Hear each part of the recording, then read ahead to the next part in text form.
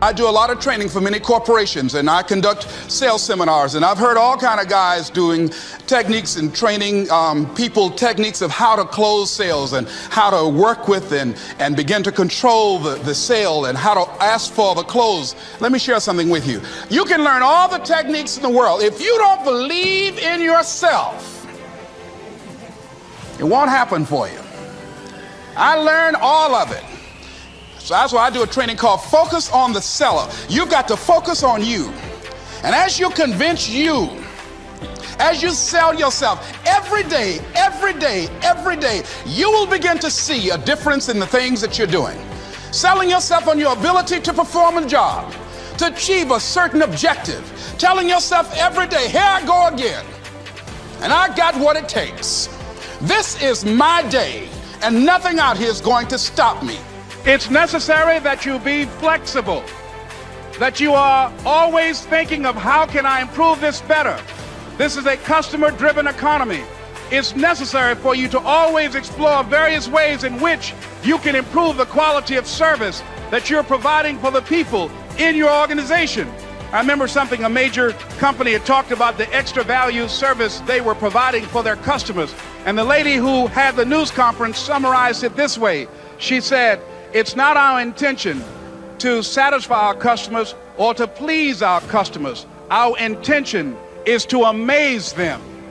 It's necessary, if you're going to compete today, that you look for ways to amaze your customers by being one of those individuals that keep your commitments, that keep your word, that's relentless.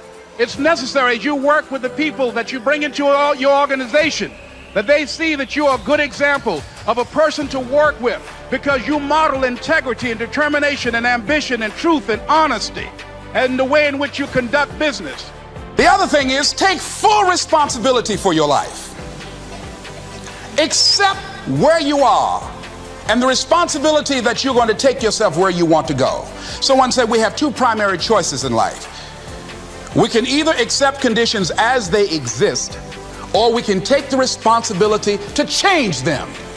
See, a lot of people want to exempt themselves from taking responsibility. All they want to do is talk about the problem. Every time you see them, they'll tell you their story over and over and over and over again. No. You want to take responsibility for your life. I got me here, I can get me out of this. And I'm getting out. I'm not going to be a volunteer victim. George Bernard Shaw said there are two kinds of people in life. You know, he said those that make things happen, those that watch things happen, and those that don't know what happened. And he said the people that get along in this life look around for the circumstances that they want, and if they can't find them, they make them. They create them. So part of beginning to get unstuck, you've got to decide that the behavior pattern that you have adopted doesn't work for you. You've got to change your strategies, and changing your strategy means reinventing your life. Recreating you, and you have the power to do that. You can decide that you're going to change, that you're not going to be a wimp. You can decide that you're going to stand up to life. You can decide that I'm going to live each day as if it were my last. You have the power to make that decision. You can decide I'm going to work on myself and develop myself.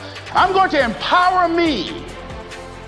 And all of these things that are happening to me right now, they're just temporary inconveniences. They're not stronger than I am. I'm in charge here. Overcoming the negative conversation, that inner dialogue that's going on all the time, even when you don't want it to be there. You can't stop yourself right now from thinking. You can't do it. It's going on. And so learning how to empower yourself, part of doing that is standing up to yourself.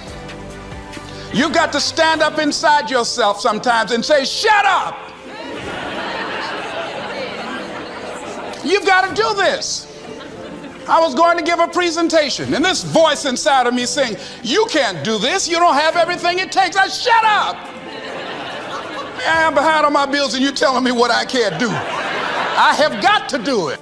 You'll get scared sometimes. Your mind will go blank on you. Some people you will allow to unnerve you. And you wonder, what's wrong with me? I'm not crazy.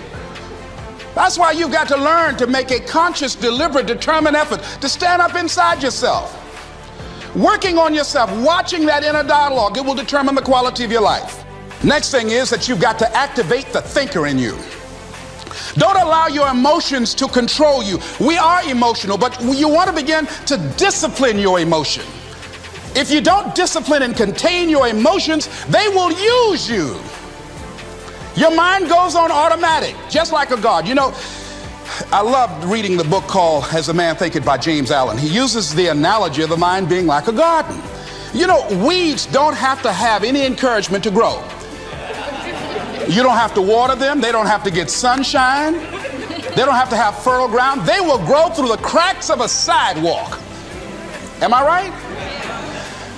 But if you want to grow orchids or roses or any kind of exotic flowers, there are special processes and procedures you must go through. Well, by the same token, you don't have to force yourself or motivate yourself to think negatively, to be depressed, to hate somebody, to want revenge, to want to get back at somebody, to beat yourself up over the head, to feel loaded with guilt. You don't have to make any effort to do that. Your mind is on automatic. It will do that by itself. But if you want to begin to move into your own personal greatness, if you want to begin to really enjoy a happy, successful, healthy life, you've got to be willing to go against the tide. You've got to be willing to harness your will and say, in spite of this, I'm in control here. I'm not going to let this get me down. I'm not going to let this destroy me. I'm coming back, and I'll be stronger and better because of it. You have got to make a declaration that this is what you stand for. You're standing up for your dreams. You're standing up for peace of mind. You're standing up for health. You want it, and you're going to go all out to have it. It's not going to be easy. When you want to change, it's not easy. If it were in fact easy, everybody would do it. But if you're serious, you'll go all out. I don't care how good you are. I don't care how talented you are. I don't care how much you work on yourself. There are some times when things aren't going to go right. They just are not going to go right. There are times when anything that can happen will happen. Murphy's Law will be knocking at your door. Why? I don't know why. That's called life. And you have to deal with it. Sometimes your life will be in a slump, just like sports. Some of the best shooters can't hit baskets different times in games. They get in a slump. Do they sit on the sideline and say, you know, I just didn't hit a basket today? No, they continue to execute.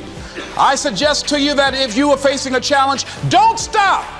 Stay busy. Work your plan.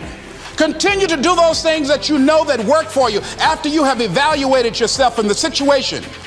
Continue to move. Stay busy, stay busy, stay busy.